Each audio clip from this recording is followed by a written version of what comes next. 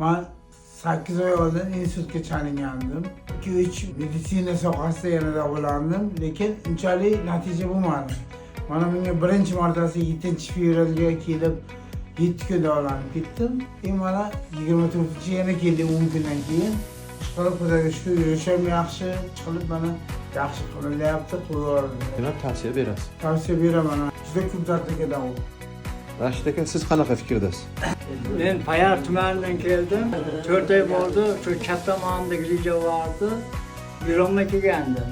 Xudoga mana yaxshiman, mana yurib ketdim. Ol kuchli edi. Mana hojibonning qo'li yengil bo'lsin. Farruh aka, siz nima deysiz? Rahmat. Davletim olsaydi har kun to'rt zo'r ekan. Hozir yaxshi. O'zgarish bor. O'zgarish zo'r.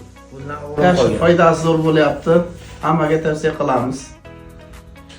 Men Payar tumanidan keldim. 4 yildan beri shoh nerv kasalligi bilan qiynaldim rosa. Kecha keldim, bir kun oldim. Xudoga shukr, dorilarni tashladim bir kunda.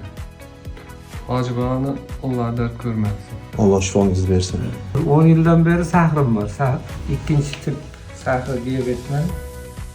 Shu bir 10 kun bo'ldi, chap tomonimdan grija bo'lib, belimdan, yonboshdan bu tiza bilan to'biq oralig'ida yomon qattiq og'riq bo'ldi. Yurolmay qoldim. Mana bugun 4-kun. Biz yaxshi, zinalardan kecha chopib chiqdik.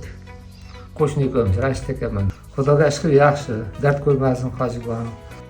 Alloh hamma bemorlarni dariga shifo bersin. Amin. Alloh taolo hamma dardlarga shifoyi komil bersin. Ikki dunyo yaxshi izlanadi. Amin.